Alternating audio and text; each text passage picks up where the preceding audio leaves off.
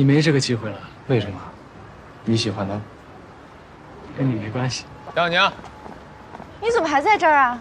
反正没事儿，干脆等你下课啊。要不要吃点东西？这样的呀，你帮我买瓶水过来吧。哦，好。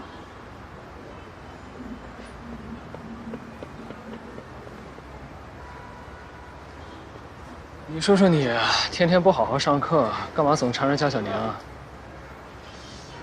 我觉得他有一种魔力，就是你一看见他，心情就会变好。我要是能每天跟他在一起工作，我连工资都可以不要。你没这个机会了。为什么？你喜欢他？跟你没关系。那，你如果不喜欢江小宁的话，这么下去，他可就不一定是你的了。不是我的，那是谁的？说不定是我的呢。谁给你的自信？我自己，因为我比你更了解江小宁。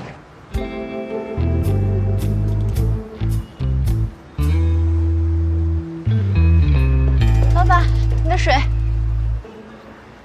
好，走，我送你回家。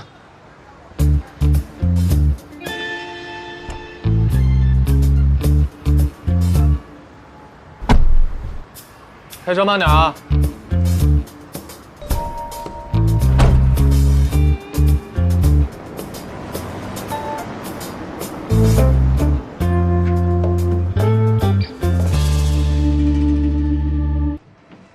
老板，你今天要去补习班吗？是的，一直到会考之前。哦，那我送你去吧。不用了，最近公司这么忙，我坐公交去就可以。公交太慢了，我送你去吧。就这么定了。那你先出去吧。哦，那谢谢老板。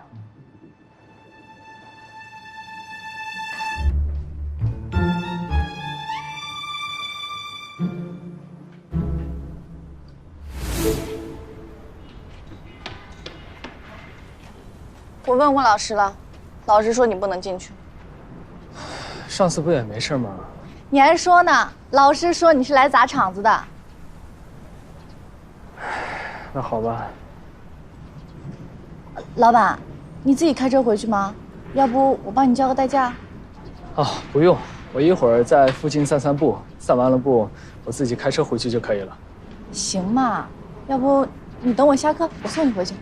没关系，赶快去上课吧，不然一会儿迟到了。哦，那我去了啊。